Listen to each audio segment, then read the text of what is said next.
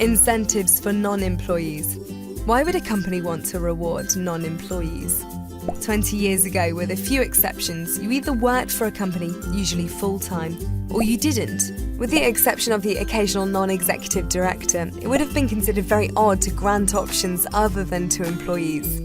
Since then, the expansion of portfolio careers, service companies, advisors and consultants has made many businesses realize that non-employees are vital to their business and to try to devise ways to incentivize and retain them.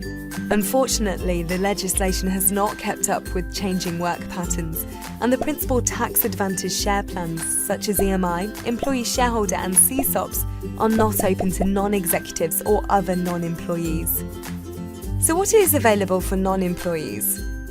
Advisors and other non-employees can be granted options over shares in the same way as employees, although this will generally not be as tax efficient as the tax advantage grant to an employee. The option agreements will be very similar, although of course the eligibility requirements and leaving provisions will need to be amended to reflect the terms of the consultancy. For example, if you bring in someone to do a particular project, it would be a bit tough to treat them as a bad leaver and cause their option to lapse if they stop working for you once the project was finished on schedule. It would be equally odd for someone to remain on the books as a notional consultant and continue to accrue shares even though their services had not been called on for some time. These matters can all be addressed in the option agreement. Another possibility is for the advisor to acquire shares in the company. Sometimes these shares will be provided wholly or partly in lieu of fees, and this needs to be reflected through a more generous vesting schedule.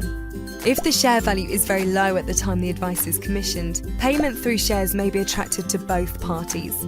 You can take this too far though. At the height of the internet bubble, it was reported that Silicon Valley barbers wouldn't take cash for their haircuts, only stock in their customer's company. What are the disadvantages? A major concern for a company that engages advisors is always that HMRC will look to treat the advisor as an employee, which would create problems for the company because of the PAYE and national insurance withholding required. This is a particular issue where the advisor has no other clients and spends the greater part of their time working for the business. The grant of an option is considered by HMRC to be a strong indicator that a person is an employee, so it is best avoided in a situation where the employee, non-employee status is otherwise finely balanced. What is a non-employee's position with regards to tax? Because advisors aren't eligible for tax-advantaged option plans, their position will depend in part on how they make up their trading accounts.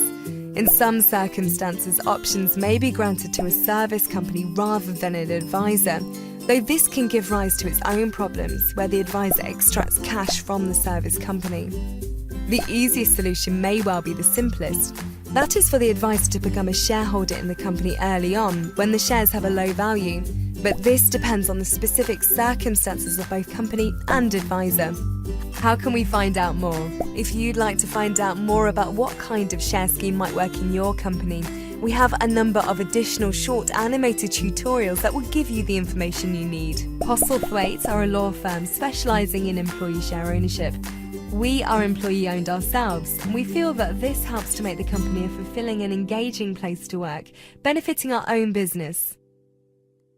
Get in touch!